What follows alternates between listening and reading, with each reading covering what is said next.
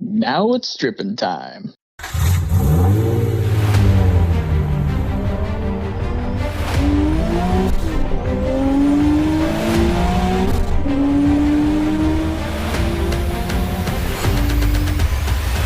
This is Hard Parking, brought to you by Right Honda and Right Toyota out of Scottsdale, Arizona. I'm your host, Jhae Pfenning, recording from my home studio in Gilbert, Arizona.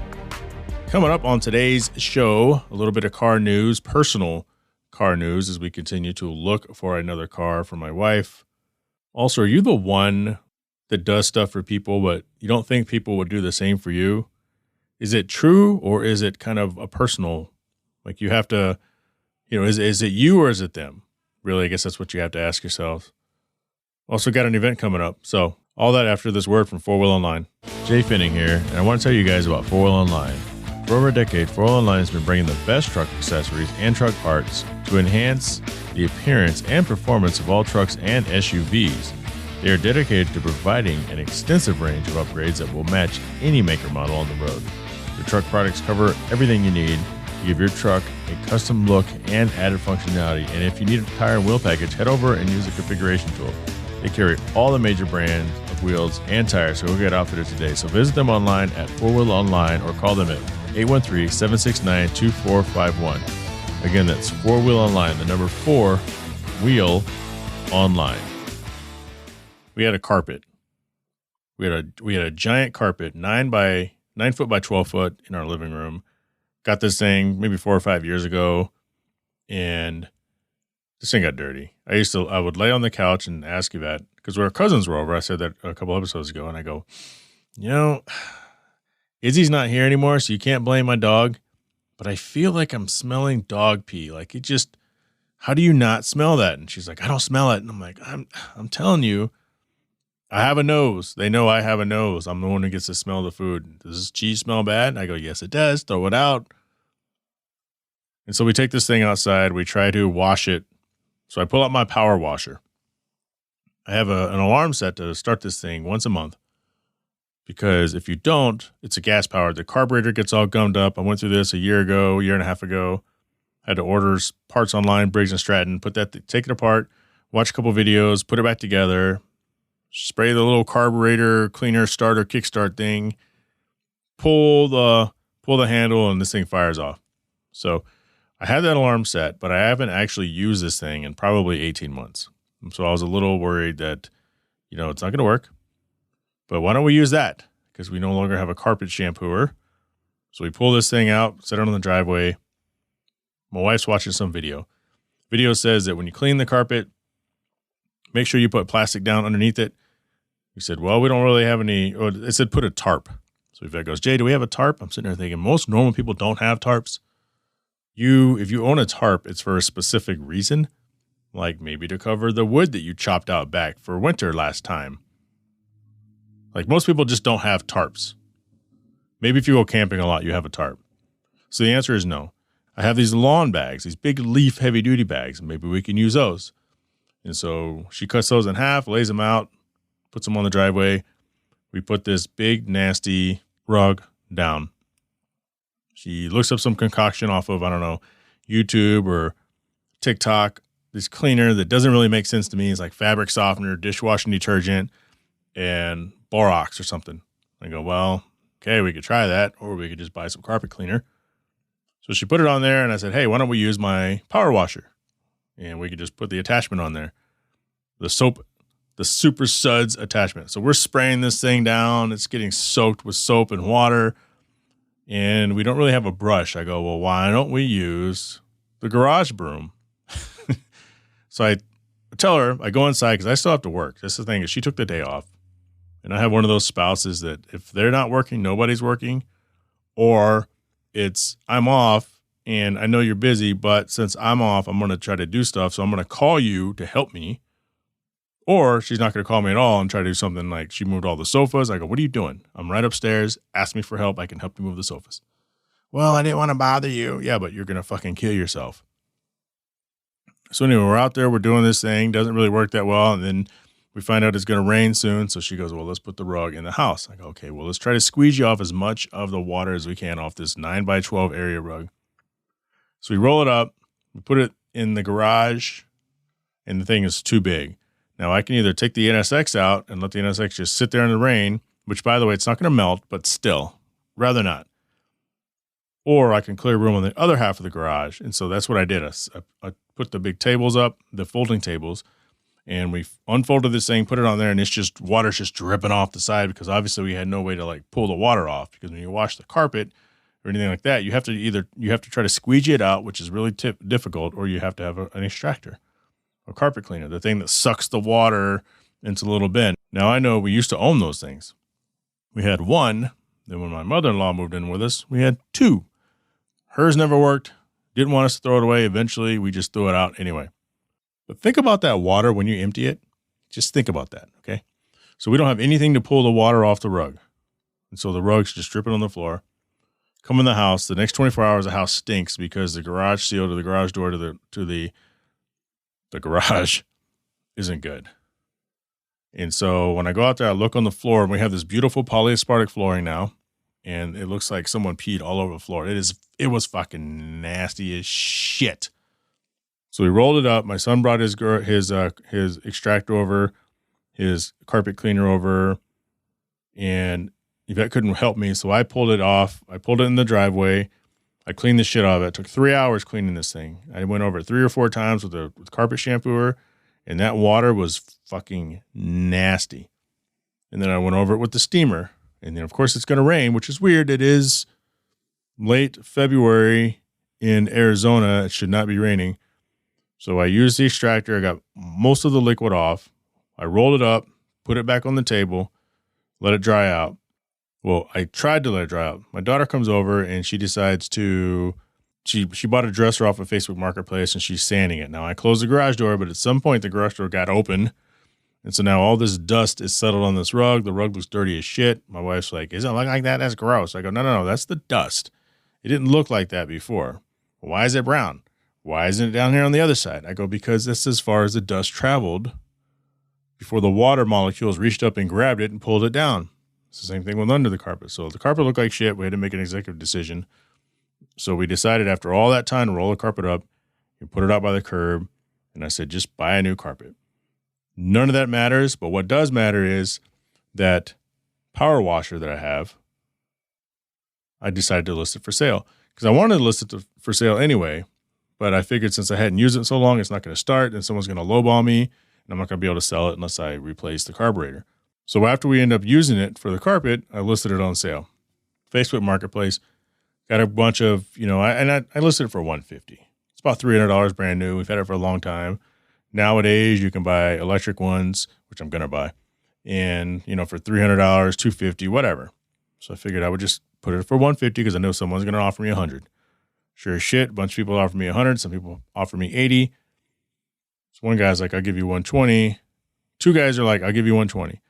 Then this lady hits me up, and she says, "Will you accept $125? I'm thinking, okay, 2 people offered $120. They're not here yet. Everybody wants to know if it's available. Everybody wants to know if they can come get it. But then when you ask them when they're going to come get it, they're like, "Well, I gotta find a ride," or "Can I get it in 3 days?" And you're like, "No, you can't get it in 3 days. It's first come, first serve." So I'm thinking, okay, this lady is $125, and she goes like, "Well, I need your address. So I gave her my closest cross streets, and she gave me her cross streets. And I go, "Wow, you're like right around the corner." And so I knew she was legit, or I felt she was legit, because she was. 30 minutes later, she shows up. I load the power washer in the back of her car. I showed her how to use it. She pulls out her money, and she goes, "Now, you told my husband you'd do it for $120. I'm like, "Yeah, that's fine. $120 is fine." But it's like this. Come on, guys. Are we doing this husband-wife thing where you both get on Facebook Marketplace and try to get something? And if that's the case, maybe you should conversate between each other. Because if you're offering me $125 and your husband offered me $120, you guys need to have that conversation. And of course, it's just $5. Like Yvette said, it's $5. And I didn't care. I'm like, "Yeah, sure. Take it. But my thought is this, and this is how I explain it to Yvette. I go, "Look, if 3 people say they're going to pay $120, that's fine. Then it becomes really first come, first serve. If somebody says they're going to pay you $125, that moves them to the front of the line. And all the $120s are secondary. unless that person who says 125 can't come and get it anytime soon, then you're just take 120. I just want to get it out of here. $5 is $5. Oh yeah, that's true. I was like, yeah, so that's what it's about. It's not about it's just $5 and I can't live without $5. It's if you offer me more money, this is how auctions work, right, guys? This is how for sales work. I'll give you 20, I'll give you 25. Well, I'll give you 30, I'll give you 35. Come on, guys, keep going. But you're not going to say, no. You offered 20, you offered first, I'm selling it to you. That's not how this works, especially on these Facebook Marketplace and what's that other offer up bullshit, which is full of nothing but bots. If you listen to the show long enough, you know how I feel about selling used stuff. What's the lowest amount you're willing to take people, and some of you are that people. If I'm selling something that says this or best offer, it's got to be best reasonable offer. But this wasn't that. But I already knew that people were going to offer, and I'm fine with it. But anyway, one of the things I wanted to really talk about before I get on to the rest of this episode is, you guys know what I do for work. At least most of you do. I live contract to contract. And so I work it used to be 12 months. Back in the day, here's the deal. So back in the day when I would get hit by recruiters, they go, hey, we have an opportunity in this city, and the contract is 9 to 12 months, and you always want 12. And it's shitty if you only get a 6-month contract, which they usually renew.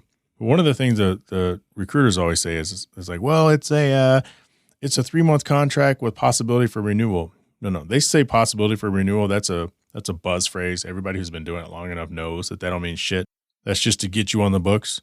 But anyway, I live contract to contract. And when I have a job, I do pretty well. But there's people that do what I do, or that used to do what I do, or will eventually do what I do, that I come across all the time. And it's not just work, it's everything in life. Wes likes to call me a connector, and maybe I am. Maybe I'm just a networker, and I like to put people together and don't necessarily want anything from it. But really what I want is that it gives me good vibes and good juju, I guess is the term. So one day it's going to happen for me. And one of the things I notice is I have a lot of people in my life that I think are my friends, that I care about. And I know, even in my own circles sometimes, what I am willing to do to help somebody isn't a huge deal, but it might help them tremendously, right? So if you're looking for someone if you're going to start a business and you're like, hey, I'm really looking for someone who can get me a bunch of, color copiers. Because I go online and everything costs too much, and then half the shit doesn't work. Jay, do you know anyone? I'm like, well, I know a few people, but let me look around. So I may be at a networking event one day and I meet someone who sells copiers and do a little research on them. They got the best copiers. And through that relationship of mine, they're like, yeah, you're a good guy, Jay. And if you know anyone, send them my way and just have them mention your name. And I'm going to take care of them because you're a cool guy, Jay. We hang out, we get along. And if they're cool with you, if you're cool with them, then they're cool with me. And so I will go back to that first person and go, hey, you still looking for the copiers? Yeah, I am. Okay, cool. I met a guy. His name is this. Seems super legit. Best price in the world. Good luck. And then they'll go and they'll meet and it'll be the best thing in the world. And I do that for people. Work contracts. Jay, do you know anyone looking for a contract? I'll keep my eye out. Hey, so-and-so, friend of mine, this place is hiring. You may want to hook them up. Okay, thanks for the lead, Jay. Appreciate it. Sometimes it works, sometimes it doesn't. But nobody really does that for me. I can't think, and there's obviously people out there somewhere, but I can't really think of the last time that I needed something and people that I know had the ability to make that connection actually made that connection, connected me. They kept those connections for themselves, and we're not in competition with each other. But if I can do you a favor, then why don't you do me a solid favor? And I think people listening to this right now have those people in their lives as well. Are you a connector? It's the classic thing is, are you a giver or are you a taker? And I think most people should hopefully fall somewhere right in the middle. I give when I can, I take when I can, or accept when I can. And I don't know, I think I'm a giver and a taker. But for those simple things, Like I have a friend who's in a certain position at a certain company. This is the whole root of this. Okay, guys, this is, I try to dance around it, but I'm just going to tell you guys. And they had a job opening a few months ago and I needed a job. So I hit them up because I was like, hey man, I heard your place is hiring. What's up? He goes, oh yeah. Do you think I could do it? Yeah, you could totally do it. Should I have an interview?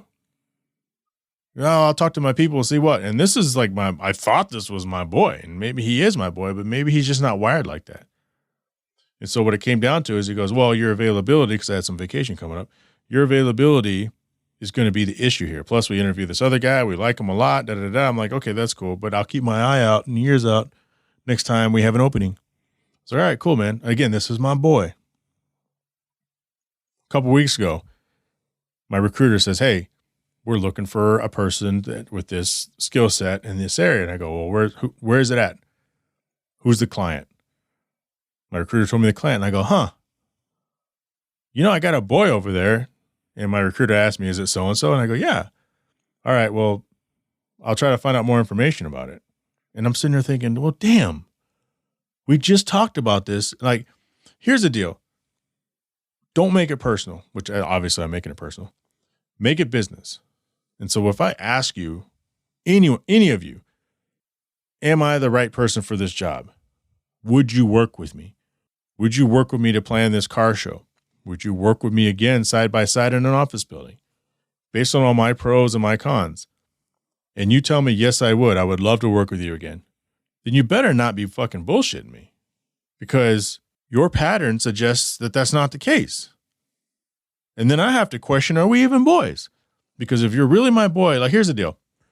I've had people in my life, and I started from a young age, where I've worked with people, I've hired my friends, I have fired my friends and disciplined my friends. And I am still friends with almost all those people. You have to learn to differentiate. And this is a very high thinking, in my opinion, this is a very high thinking individual. Like I think a lot of this person, but stuff like this, it's like, dude, really?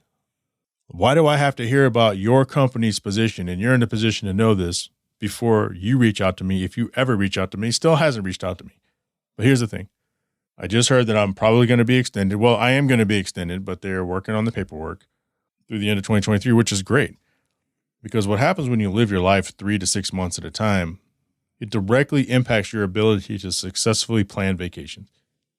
And you can still plan your vacations, but sometimes you get a gig where they ask, what days are you going to be out? And I say, well, from October 30th through September 6th, I'm going to Fiji, which I'm not. Oh, well, that's too bad. We have a mandatory period there. There's a vacation blackout. Either you can't go or you find another job. And there are places out there that are like that. They usually work with you, but still, right?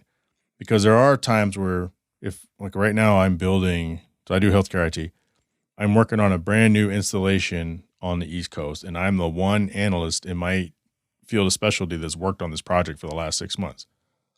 We're supposed to open the doors like this first quarter, and it got pushed back. I'm going out of town soon on vacation, and thank goodness those dates don't fall on vacation. But there are times where I have to rearrange my vacations. But if you know what you have laid out in front of you through the rest of the year, then you can plan those vacations and not have to worry about it as much. And when I don't work, I don't get paid. But I've learned in life, you just have to not get paid because you have to take time for vacations. You have to take time for family. You have to take time for friends and hobby. And when you're not doing that, then you can work. Let's get into car news. Before we jump into the car news, there's a lot of weird shit still going on. Porsche guy Phil and I talked about it on the last episode, and one of the supporters of the show reached out, and we've had a bunch of phone conversations this week, and he's been sending me stuff from Twitter, and it is amazing. It is crazy the amount of things that are going on right now. And if you're going to be a conspiracy theorist, now is the time, because all this stuff seems to be a crazy coincidence. It's not a coincidence. Something's happening. I don't know what it is. We may never know what it is, and maybe that's a good thing. It's like those movies, right? It's like Mission Impossible and these espionage movies where that one person, those 3 people that we're never going to know about, basically stop the earth from exploding. So I think we're going to need something like that so that we could look back and be like, hey man, remember when all those trails derailed and all those nuclear factories caught on fire and all those precious metals factories caught on fire at the exact same time and nobody knew anything? That's silly, right? Because nothing happened because these heroes saved the planet. Anyway, so we're doing some car shopping. Wife's looking for a new car. And I think the last time we spoke, she had drove an Audi and an MDX. The other day we went out and we drove a Jeep Grand Cherokee Limited. These are brand new. We're thinking we're going to lease instead of buy. Now I know there's pros and cons for leasing a car versus buying a car. And a lot of people are on that same argument where, why would you lease a car? Why would you pay money for a car that's not yours? My counter to that is when you buy a car, it's still technically not yours until you've paid it off. So there's pros and cons. It's the same thing with the house. Why would you rent when you could buy? Or why would you rent a house when you should be trying to buy a house? Well, houses are expensive and it's a lot harder to purchase a house. And sometimes you get screwed and you have no choice but to rent a house or rent an apartment. You're like, well, that's money down the drain. Well, so is we buy houses, and I'm getting off topic here, but we buy houses and we think they're ours. Our house is never ours. Now, and I guess the trickery is when they ask you questions, are you renting or are you a homeowner? Well, I'm a homeowner, because I own the home, but I don't really own the home. The bank owns my home. The city owns my home. It's the property that I'm on. And if I don't want to play ball one day, they just raise the taxes and squeeze me out of my house. But anyway, so buying a car versus leasing. When should you make that decision? I think it depends on what it is you do. What's your life, right? My wife probably she definitely drives less than 12,000 miles a year now. She's not into modifying her vehicle. She likes to keep up with the maintenance, but always complains when she has to take it in because it costs a lot. So a lot of these newer vehicles, and I guess Volkswagen's been doing this for years, but you put a lot of money down to lease, and maybe that's the big difference here, instead of buy. When you're buying a vehicle, you can put down whatever you want, but your payment's going to be through the roof. When you're leasing a vehicle, they typically say, if you want this deal, you have to put this amount of money down. But the thing is, if we lease an MDX, we put $6,000 down, $5,000 down. We got to sell the Audi. We put whatever we sell the Audi plus a couple grand down for a lease. Then we get, I think it's 2 years free complimentary maintenance. You don't have to worry about your oil changes and dumb shit for a couple of years. And then at the end of the 2-year lease, if you guys don't know how leases work, they all have a residual or like a balloon payment at the end.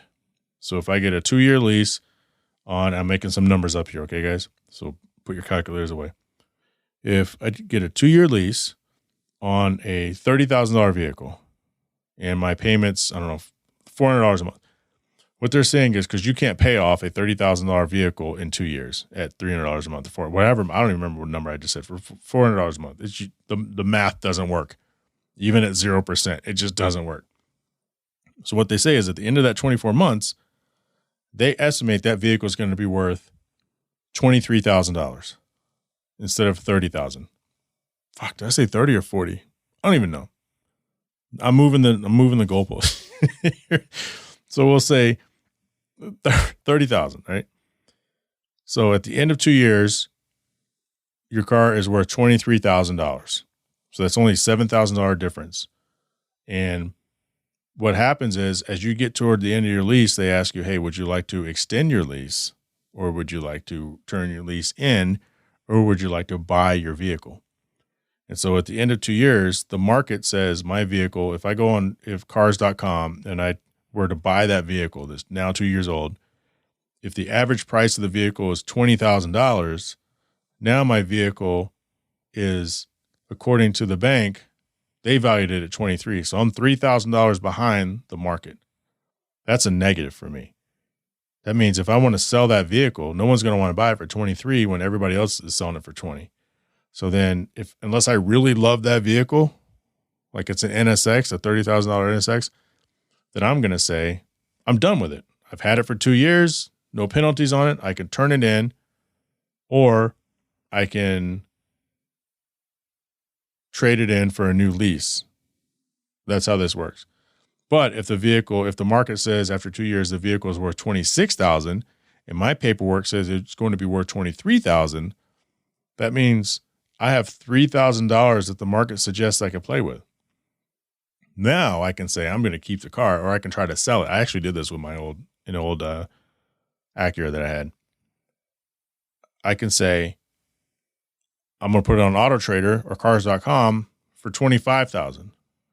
$25,500 just off lease, less than 24,000 miles, woman owned, woman driven, all the records, maintenance records.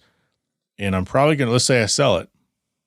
Now I'm $2,000 up. So I could take that money and I could put it on another car. I could roll it into a new lease. When you buy a vehicle, the vehicle is air quotes mine, but you don't have that. Plus, we're looking at either certified pre-owned or a brand new car. I told her, I think honestly for how much she drives, we should just lease it. Because when you buy a certified pre-owned, that car is going to be probably 3 years or newer, because they're not going to certify a car that's 4 or 5 years old. So then the thing about a certified car is it pretty much gets treated like it's a factory new car, but it's already 3 or 4 years old. So then by the time you pay this thing off, or you have the opportunity to refinance it in 6 years, now you're dealing with a 9-year-old car. So we looked at like I said, we looked at the Jeep Grand Cherokee. She didn't really like it. It's a little different than the Jeeps I remember driving. It's a little bigger. It's a little more trucky. And that's what she didn't like about it. The creature comforts weren't as good. But then she drove an Infiniti QX60. As I kept telling her, I go, honey, you should drive an Infiniti. I don't know if I want an Infiniti. I said, I think you should just drive it just so you can compare. I've had a QX50 rental, last year? I had it for a couple weeks. It was pretty nice. Like, the interior was really nice. The exterior was pretty cool looking. The motor sucked, but it was really nice. But I need speed. I need to drive fast. So she gets in this QX60, and this thing is fantastic. It's about the same price as an MDX and some of the other cars we've been looking at. But one of the features this thing had that we just were mind blown, it's got the rear view mirror. And she looks through it and it looks normal, right? Like, I'm sitting in the back seat while the salesman's in the front seat, and I can see her sunglasses and kind of looking back at me. But then he reaches up when we get on the highway and he flips a little switch on it, and it goes to a rear bumper camera style. I think it wasn't a bumper, it was a little higher. I think it was like the tailgate camera, and it was 180 degrees. So you could see the entire, like, everything behind you, including cars rolling up on your blind spot. And that was pretty cool. It's a newer technology. He said they're starting to put it in some of the Cadillacs. I think the Escalades have that. Not a lot of vehicles have that. That right there, damn near sold the car. Like, that thing was badass. And so, going into this week, we're not sure. I told her maybe, because she goes, I'm really leaning toward the QX60 now. And I go, yeah, but my guy at the Acura of Tempe said he's going to hook us up because I bought the NSX there. And she said she really likes both cars. When you look it up online, the MDX ranks a little bit higher than the Q60. So I told her, we need to go back and we need to drive an MDX again. So that's what we're going to do. I feel like we're probably going to get the MDX, but she needs to make a decision because the air conditioner doesn't work in the Audi, and we don't plan on fixing it. And that is the car news. So as I mentioned in the opening, there's a car event coming up. This is the Tempe Beach Concourse. Aaron Forrester was on here a few weeks ago and talked about that. That is going to be March 18th. Just did a photo shoot today with Will and my friend Nikki, and my friend Kenny was a photographer. I wanted to get photos of the cars together because we all have the One Auto number decals on the side. But it's time to take all the decals off my car. So I'm going to go back to pure white with white wheels for probably a month, and then decide I'll probably go back to the Macross build or something. I'll be going on vacation pretty soon. You guys won't know. I'll have an episode recorded and ready to roll for you. I'll tell you about it when I get back. I noticed on Spotify, thank you, Spotify.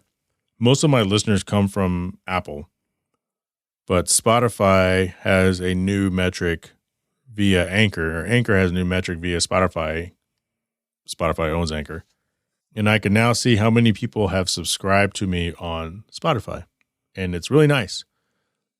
So thank you.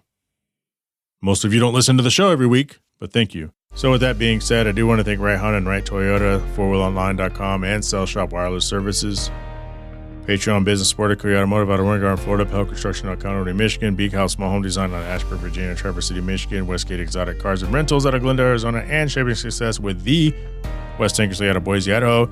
Catch myself in West Tankersley typically every Wednesday, 7 o'clock Pacific time on Instagram Live. We do a show. It is not a podcast, but it's very casual. So we just hang out, have a couple drinks, and bring we have listeners.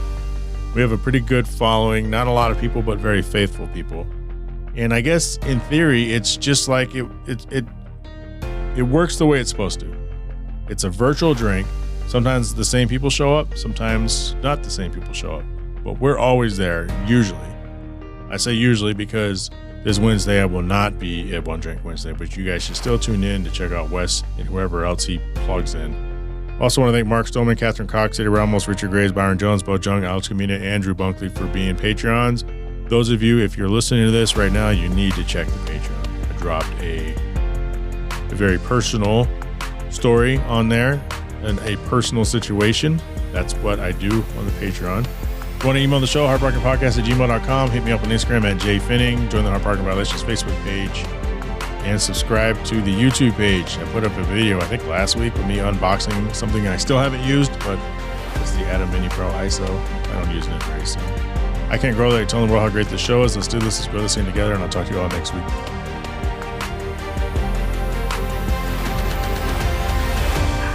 Shut up!